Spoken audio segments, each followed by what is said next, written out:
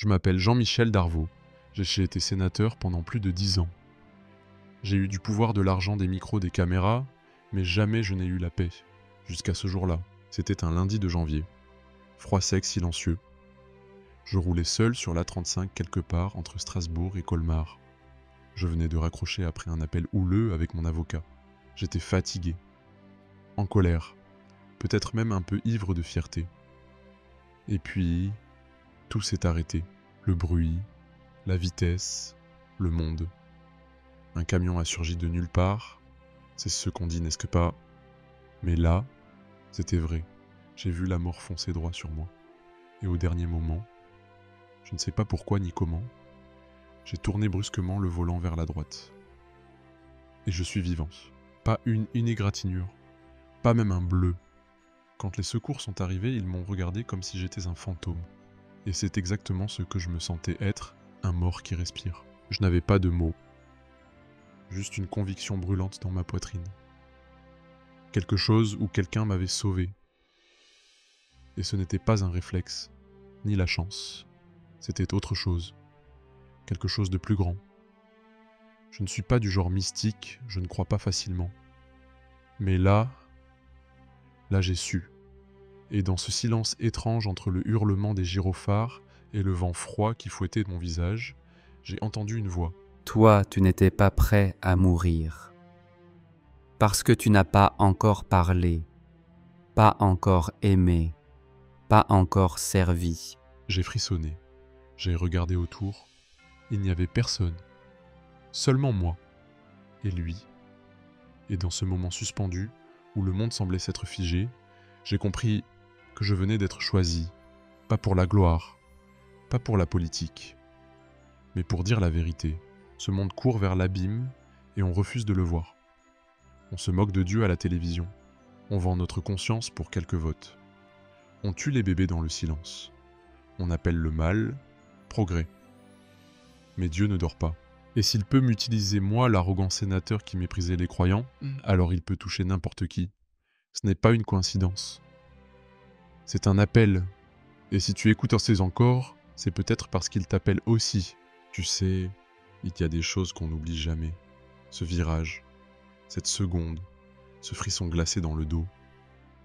J'ai tourné le volant sans réfléchir, comme si une force invisible me guidait. Après ça, plus rien ne serait comme avant. Les jours qui ont suivi, tout semblait flou. Je marchais, je parlais, je souriais aux caméras, mais en moi, quelque chose s'était brisé. Ou peut-être, quelque chose venait de naître. Je ne savais plus qui j'étais. Un politicien, un manipulateur, un survivant. Tout ce que je savais, c'est que j'avais entendu cette voix. Et cette voix n'était pas de ce monde. Je n'en ai parlé à personne au début. J'avais peur qu'on me prenne pour un fou. Pourtant, chaque nuit, cette même voix revenait. Parfois dans mes rêves, parfois au milieu du silence. Elle ne hurlait pas. Elle ne jugeait pas. Elle disait simplement ce que personne d'autre n'avait jamais osé me dire. Tu t'es construit une vie sans moi avec des murs d'orgueil et des fondations de peur. Mais je suis entré par la fissure. Je n'ai pas pu dormir. Pas vraiment. J'étais hanté. Pas par le souvenir de l'accident. Non. Par la sensation que j'étais suivi, observé, aimé, d'une manière que je n'avais jamais connue. Je repensais à ma jeunesse, à mon père qui priait en cachette, à ma mère qui allumait une bougie chaque dimanche, mais n'osait jamais prononcer le nom de Jésus. On m'avait appris à croire, discrètement, poliment, sans fanatisme.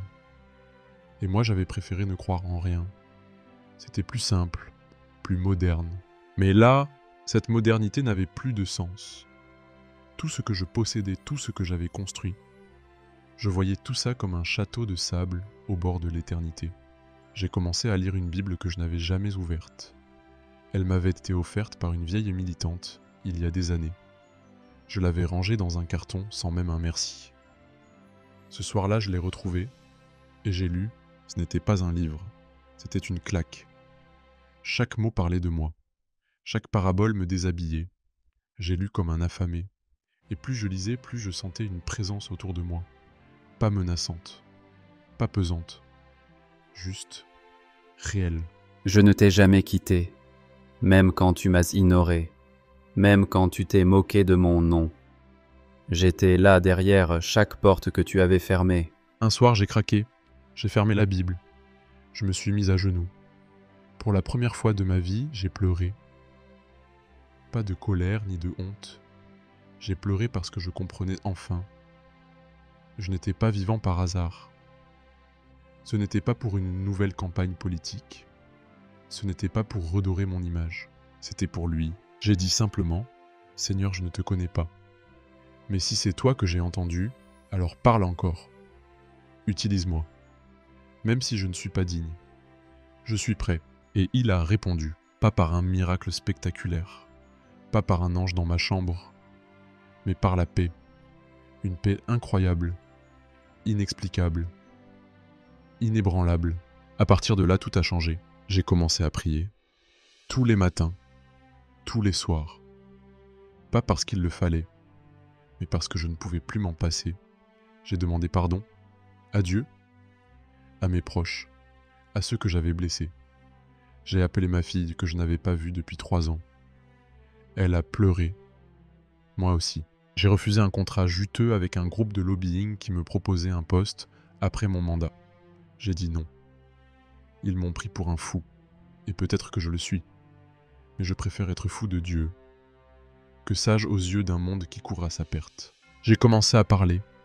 Sur les plateaux, dans les réunions. Au Sénat, au début ils ont ri. Puis ils ont eu peur. Puis, ils se sont tus. J'ai dit, Dieu existe. Il m'a sauvé. Et je crois qu'il veut sauver cette nation. Ne crains pas leur regard, ne crains pas leur rire, leur pouvoir tombera comme la poussière. Mais ma parole demeure. Aujourd'hui, je ne suis plus le même. Je ne cherche plus à convaincre. Je témoigne. Je ne prouve rien. Je proclame ce que j'ai vécu. Et si quelqu'un quelque part peut reconnaître sa propre soif dans mes mots, alors ça valait la peine. Je ne suis pas un héros. Je ne suis même pas un bon chrétien. Mais je suis un homme sauvé. Et je sais que celui qui m'a sauvé veut parler aussi à ton cœur. Là maintenant. Oui toi. Alors écoute, il faut qu'on parle. Pas de politique, pas d'élection, pas de sondage. Parlons de ce qu'on voit, mais qu'on refuse d'accepter. Un ancien sénateur connu pour ses discours arrogants et ses coups de gueule à la télévision commence à parler de Dieu. Pas comme un concept, pas comme une idée, mais comme une personne réelle. Un sauveur, un roi. Et nous, on fait quoi? On rit, on soupire, on tourne la tête, parce qu'on ne veut pas que ce soit vrai. Parce que si c'est vrai, alors ça change tout. Je m'appelle David, je ne suis ni prêtre ni prophète, je ne suis pas meilleur que vous. Mais je regarde, j'écoute, et je sens dans mon cœur quelque chose bouger, comme un frisson dans l'âme. Jean-Michel Darvaux n'est pas un illuminé, c'est un homme que Dieu a brisé pour pouvoir l'utiliser. Et ça c'est biblique. Quand Dieu veut toucher une nation, il commence souvent par quelqu'un que personne ne respecte plus, quelqu'un qu'on pensait fini, quelqu'un qui a chuté. Et c'est là que ça devient sérieux. On peut discuter de tout, mais on ne discute pas avec un témoignage vivant. Jean-Michel ne lit pas un script. Il parle avec les larmes, avec les tripes, et surtout avec une paix qu'aucun pouvoir terrestre ne peut offrir. J'ai regardé ses interventions, j'ai vu les regards gênés des journalistes, les sourires ironiques, les petites blagues. Mais moi, ce que j'ai vu derrière ces mots, c'est un homme changé. Et ça, ce n'est pas de la politique. C'est du ciel. Je ne viens pas pour les parfaits. Je viens pour ceux qui ont échoué, qui ont hurlé dans le silence, qui m'ont oublié, mais que je n'ai jamais laissé. Regardez autour de vous. Écoutez ce qui se passe. Des voix s'élèvent, des conversions inattendues, des artistes, des scientifiques, des anciens athées, des politiques. Ils disent tous la même chose, Dieu est vivant. Il m'a rencontré, il m'a changé. Et la France, elle dort, ou plutôt elle fait semblant. Elle fait semblant de ne pas entendre. Mais le sol bouge. Les signes sont là. On vit une époque où la vérité est punie et le mensonge glorifié, où les enfants se sont instruits à douter de ce qu'ils sont, où les lois se retournent contre l'amour véritable. Et pendant ce temps, Dieu appelle. Encore. Et si le témoignage de Jean-Michel n'est qu'un début? Et si Dieu préparait quelque chose de plus grand? Et si tout cela était une réponse à nos prières les plus désespérées. Je pense à ces grandes-mères qui prient en secret pour leurs petits-enfants, à ces jeunes qui cherchent du sens dans un monde qui les étouffe, à ces hommes et femmes qui chaque soir demandent dans leur cœur « Seigneur, où es-tu » et Dieu répond, pas toujours comme on l'attend, mais toujours au bon moment. Je suis dans la tempête, dans le silence, dans le regard de celui qui revient à moi après des années de fugue. Je n'ai jamais cessé d'aimer. C'est pour ça qu'on doit prêter attention. Ce n'est pas une mode, ce n'est pas une opération marketing, c'est un appel divin. Je ne suis pas là pour vous dire quoi croire, mais je vous supplie, regardez avec vos yeux, écoutez avec votre cœur, et posez-vous cette question, et si c'était vrai? Et si Dieu aujourd'hui utilisait les faibles pour confondre les puissants? Et si dans ce brouhaha médiatique, une voix douce et fragile portait l'écho du ciel? Moi je crois que c'est exactement ce qui se passe, et je crois aussi que ce n'est que le début. Ceux qui ont des oreilles entendront, ceux qui ont des yeux verront, mais ceux qui m'aiment se lèveront. Oui, toi qui écoutes. Ce message ne vient pas d'un plateau télé. Il vient du fond d'une expérience, du cri d'un homme sauvé, d'un feu qu'on ne peut pas éteindre. Si ton cœur bat plus fort, si tu sens quelque chose monter en toi, ce n'est pas émotion. C'est invitation. On n'a pas besoin de croire en Dieu pour qu'il existe. Mais quand il entre dans une vie, il devient impossible de faire semblant. Et moi je choisis de ne plus faire semblant, pas après ce que j'ai vu, pas après ce que j'ai entendu, pas après ce que je ressens quand je ferme les yeux et que je dis « Seigneur, parle encore ». Et il parle. Je vais vous dire ce que je crois. Et ce n'est pas facile à dire dans un monde où tout ce qui est sacré est tourné en ridicule. Mais je le dis quand même, ce qui est arrivé à Jean-Michel n'est pas un hasard. C'est prophétique. On vit une époque où l'homme se prend pour Dieu. On modifie le vivant, on manipule la vérité. On réécrit même les fondements de la famille. Et tout ça sous prétexte de progrès. Mais si on ouvrait les yeux, ne serait-ce qu'une seconde, on verrait autre chose. Un effondrement. Une lente chute morale silencieuse, mais réelle. Et dans ce chaos, Dieu agit, pas dans les palais, pas dans les studios de télévision dorés. Il agit dans les brisés, les marginaux, les oubliés. Comme Jean-Michel, comme toi, comme moi. Ce n'est pas dans les hauteurs qu'on trouve sa voix, mais dans les profondeurs. Regardez l'histoire.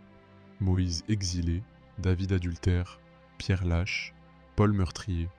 Et pourtant tous ont été utilisés pour changer le cours du monde. Pourquoi? Parce que Dieu ne cherche pas des stars. Il cherche des cœurs disponibles. Je choisis ceux qui ont failli, car ils savent que sans moi ils ne sont rien, et avec moi ils peuvent tout. Regardez autour de vous. Écoutez ce qui se passe. Des voix s'élèvent, des conversions inattendues, des artistes, des scientifiques, des anciens athées, des politiques. Ils disent tous la même chose. Dieu est vivant. Il m'a rencontré. Il m'a changé. Et la France, elle dort, ou plutôt elle fait semblant. Elle fait semblant de ne pas entendre. Mais le sol bouge. Les signes sont là. On vit une époque où la vérité est punie et le mensonge glorifié, où les enfants sont instruits à douter de ce qu'ils sont, où les lois se retournent contre l'amour véritable. Et pendant ce temps, Dieu appelle encore. Et si le témoignage de Jean-Michel n'est qu'un début, et si Dieu préparait quelque chose de plus grand, et si tout cela était une réponse à nos prières les plus désespérées. Je pense à ces grandes-mères, ceux qui prient en secret pour leurs petits-enfants, à ces jeunes qui cherchent du sens dans un monde qui les étouffe, à ces hommes et femmes qui chaque soir demandent dans leur cœur « Seigneur, où es-tu » Et Dieu répond, pas toujours comme on l'attend, mais toujours au bon moment. Mon enfant, tu m'as cherché dans les livres, dans les temples, dans les voies des autres. Maintenant, cherche-moi dans ton silence. Et c'est pour ça qu'on doit prêter attention. Ce n'est pas une mode, ce n'est pas une opération marketing. C'est un appel divin. Je ne suis pas là pour vous dire quoi croire. Mais je vous supplie, regardez avec vos yeux. Écoutez avec votre cœur. Et posez-vous cette question. Et si c'était vrai? Et si Dieu aujourd'hui utilisait les faibles pour confondre les puissants? Et si dans ce brouhaha médiatique, une voix douce et fragile portait l'écho du ciel? Moi je crois que c'est exactement ce qui se passe. Et je crois aussi que ce n'est que le début. Je n'attends pas ton savoir, ton CV, ni tes réponses. J'attends ton oui. Un seul oui peut changer ton éternité. Oh oui, toi qui écoutes, ce message ne vient pas d'un plateau télé. Il vient du fond d'une expérience, du cri d'un homme sauvé, d'un feu qu'on ne peut pas éteindre. Si ton cœur bat plus fort, si tu sens quelque chose monter en toi, ce n'est pas émotion, c'est invitation. On n'a pas besoin de croire en Dieu pour qu'il existe. Mais quand il entre dans une vie, il devient impossible de faire semblant.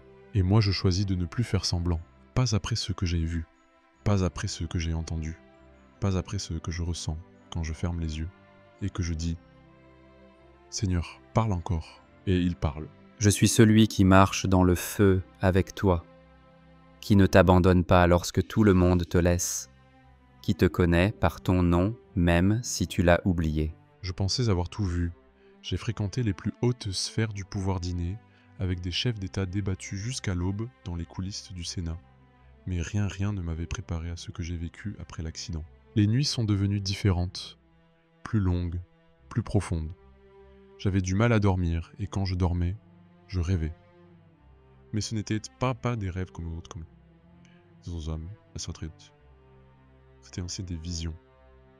Intenses, dérangeantes, réelles. La première fois, j'étais dans une ville. Tout semblait normal au début. Les gens marchaient dans les rues, les cafés et scènes étaient pleins, les écrans illuminaient sur les vitrines. Mais personne ne parlait,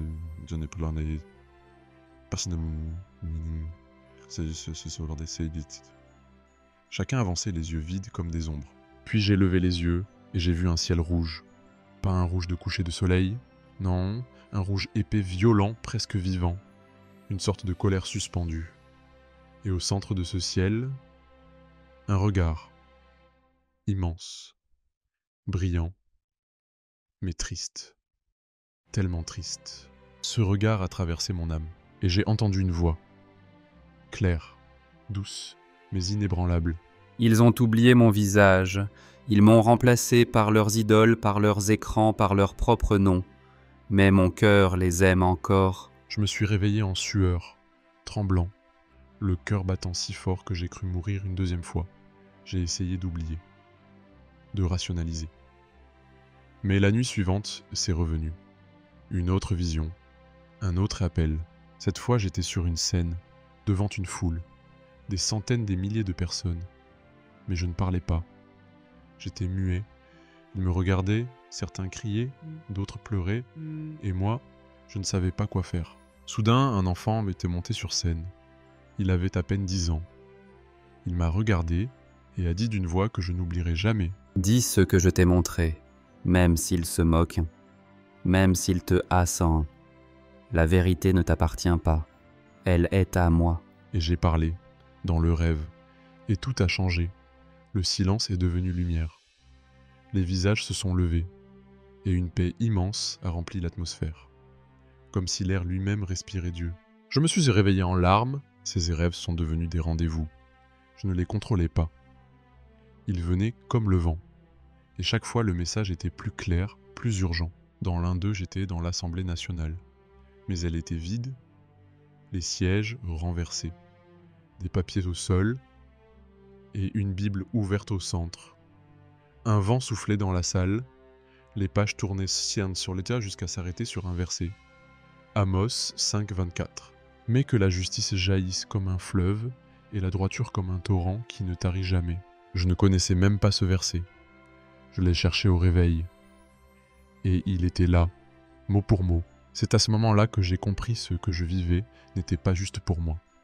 C'était un message pour tous, pour la nation, pour la génération oubliée, pour les blessés, les silencieux, les abandonnés de la foi. Et alors une nuit, j'ai osé poser une question, une seule, à cette voix qui venait dans mes songes. Seigneur, pourquoi moi ? Et il a répondu. Parce que tu connais le goût de la vanité, et que maintenant tu cherches le goût de la vie. Depuis ce jour, je ne vis plus pour moi. Chaque matin, je demande, que veux-tu que je dise ? Où veux-tu que j'aille ?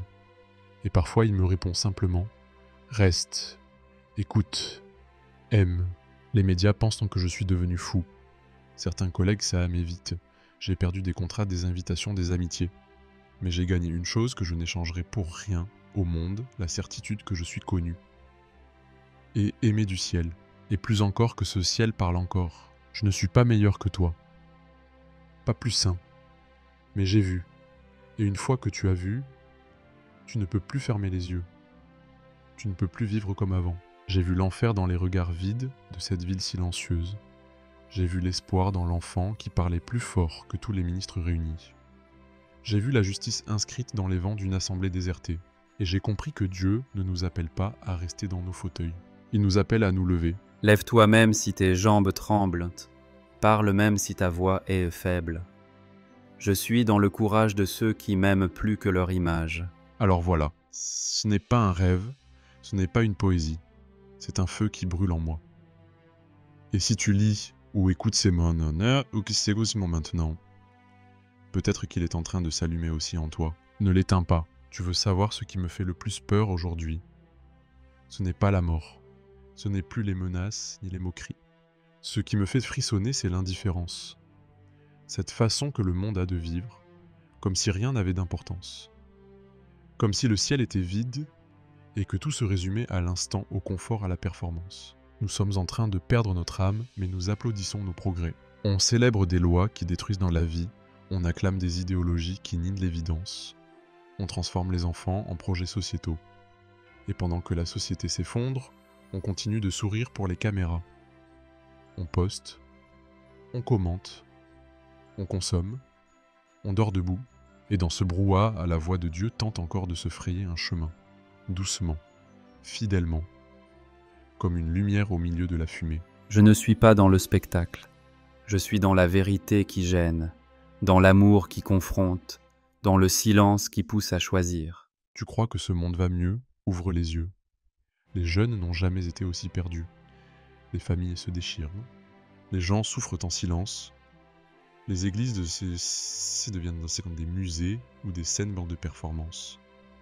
Et ceux qui osent parler de repentance sont traités d'extrémistes. Mais je vais te dire une chose. Ce qui se passe n'est pas un hasard. C'est une alerte spirituelle. Jean-Michel n'est pas le premier. Et il ne sera pas le dernier. Ce qu'il vit, c'est un appel collectif. Un réveil. Mais pour que ce réveil ait lieu, il faut une secousse. Il faut qu'on se réveille d'un choc. Et ce choc est peut-être déjà en marche. Les structures du monde tremblent. Les alliances se brisent. Les empires chutent. Les intelligences artificielles s'élèvent comme des dieux modernes, s'y promettant tout, mais volant l'essentiel, notre humanité, notre dépendance au Créateur. Et pendant qu'on s'habitue à ce nouvel ordre, Dieu frappe à la porte. Je frappe encore, même si tu m'as oublié, même si tu m'as remplacé par des idées et des machines. Mon amour n'abandonne pas. Tu veux des signes. Regarde. Des personnalités publiques tombent à genoux. Des scientifiques reconnaissent l'existence d'un ordre supérieur. Des artistes renoncent à la gloire pour suivre la voie intérieure. Même dans les prisons, dans les hôpitaux, dans les coins les plus sombres de la société, des larmes montent vers le ciel. Et dans tout ça, il y a toi, qui écoute, qui hésite, qui sent que quelque chose ne tourne pas rond. Peut-être que tu n'oses pas le dire à voix haute. Peut-être que tu vis dans une dualité entre ton apparence sociale et ton vide spirituel. Je suis passé par là, et je peux te dire ceci, le vide est réel, mais il a une réponse. Et cette réponse ne se trouve ni dans la réussite, ni dans la reconnaissance, ni dans les likes. Elle se trouve dans un nom, Jésus. Reviens à moi, avant que le jour ne s'éteigne. Je suis la porte ouverte, mais elle ne restera pas ouverte éternellement. Je ne dis pas ça pour faire peur. Je dis ça parce que je sais ce que c'est d'attendre trop longtemps. J'ai failli mourir sans avoir dit oui, sans avoir pardonné, sans avoir aimé. Et toi, tu attends quoi? L'enfer, ce n'est pas juste un lieu, c'est un état. L'état d'un cœur qui refuse la lumière. D'une âme qui dit non par orgueil, par peur ou par distraction. Et chaque jour que tu passes loin de la vérité, c'est comme si tu signais un chèque en blanc au néant. Mais le ciel, lui, n'a pas dit son dernier mot. Dieu n'est pas en colère contre toi. Il t'aime. Mais il t'aime trop pour te laisser t'autodétruire. Alors, il te parle. Il t'envoie des signes. Il t'envoie même des anciens sénateurs, d'anciens arrogants, de simples messagers, pour dire réveille-toi. Ceux qui se réveillent aujourd'hui deviendront des phares pour les autres demain. Je ne te demande pas d'être parfait, je te demande de me croire. Si ce que tu entends te dérange, alors c'est que ton cœur est encore vivant. Et s'il est vivant, il peut changer. Il peut être guéri, racheté, transformé. Mais il faut choisir, pas demain, pas quand tu auras le temps. Maintenant, car maintenant est la seule promesse que tu possèdes. Alors je te pose cette question, et je la pose avec tout l'amour que j'ai dans mes tripes. Veux-tu rester spectateur? Ou veux-tu entrer dans l'histoire que Dieu est en train d'écrire? Veux-tu laisser passer l'appel? Ou veux-tu répondre même tremblant? Le choix t'appartient. Mais le ciel attend ta réponse. Je ne sais pas où tu te trouves en ce moment. Peut-être que tu es seul dans ta chambre casque, sur les oreilles, le cœur serré sans raison apparente. Peut-être que tu es dans un bus, dans une voiture, en train de faire défiler ta vie, sans trop y penser. Ou peut-être que tu fais semblant d'aller bien, alors qu'au fond, tout s'effondre. Mais laisse-moi te dire ceci, et je ne te parle pas en tant qu'orateur, ni en tant qu'ancien sénateur. Je te parle en tant qu'homme sauvé par grâce. Ce que tu ressens là maintenant, ce n'est pas juste une émotion passagère, c'est une main tendue, une présence, une voix qui frappe à la porte de ton cœur patiemment. Et cette voix, je l'ai reconnue. Elle m'a poursuivi dans mes silences, elle m'a trouvé dans mes ténèbres, elle m'a aimé alors que je ne m'aimais même plus. Je t'ai vu quand tu étais enfant. Je t'ai entendu quand tu m'as appelé la première fois. Même si tu ne te souviens pas de moi, moi je ne t'ai jamais oublié. Ce message n'est pas un discours, c'est une bénédiction. Et si tu es encore en train d'écouter, c'est parce que quelque chose en toi a soif. Soif de sens, soif d'amour vrai, soif de pardon. Et je te le dis en toute vérité, ce que tu cherches, ce n'est pas une philosophie, ce n'est pas un nouveau plan de vie. C'est une personne, une seule, Jésus. Tu n'as pas besoin de changer pour venir à lui. Viens tel que tu es, avec tes blessures, tes doutes, tes échecs, tes addictions, tes masques. Il ne te demande pas de faire semblant, il te demande juste d'ouvrir. Je n'attends pas que tu sois fort. J'attends que tu me laisses être ta force. Je ne suis pas venu pour te condamner, mais pour te rendre à la vie. Il y a quelque chose de sacré dans le fait de se sentir compris. Et je crois que là maintenant tu es compris. Entendu, vu, peut-être pour la première fois depuis longtemps. Je prie pour toi, oui, même si je ne connais pas ton nom. Je prie pour que tu ne laisses pas cette graine mourir étouffée par la peur ou le bruit. Je prie pour que cette lumière qui vient d'entrer ne s'éteigne pas. Je prie pour que ce moment ne soit pas juste un moment, mais un tournant. Seigneur, je te confie cette personne. Toi seul connais son histoire, ses larmes, ses combats cachés. Toi seul peux guérir ce que personne d'autre ne voit. Je te demande, dans ton amour, de la toucher profondément. Pas par les mots, mais par ta présence.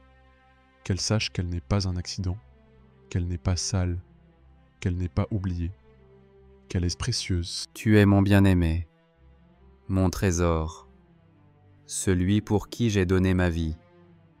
Tu es le but, pas le problème. Tu es ma réponse, pas mon regret. J'aimerais pouvoir te serrer dans mes bras, te dire en face que c'est possible de recommencer, que ce n'est pas trop tard, que le pardon n'est pas un mythe, il est là, à portée de souffle. Tu n'es pas seul, tu ne l'as jamais été, et peut-être que tu ne comprends pas encore tout. C'est normal. La foi ne commence pas par tout savoir, elle commence par un pas. Un seul, un mot simple, mais puissant.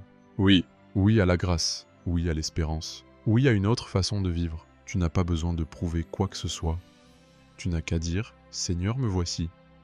Et crois-moi, cela suffit pour bouleverser le ciel. Une seule cœur qui me dit oui fait trembler l'enfer et fait chanter les anges. Ton oui a de la valeur éternelle. Je te bénis. Oui, toi. Je prie pour que la paix de Dieu entre là où tu n'as connu que l'angoisse, que sa lumière chasse les ténèbres dans ton esprit, que son amour devienne plus réel que toutes les blessures du passé. Et si tu penses ne pas mériter l'amour de Dieu, rappelle-toi que personne ne le mérite.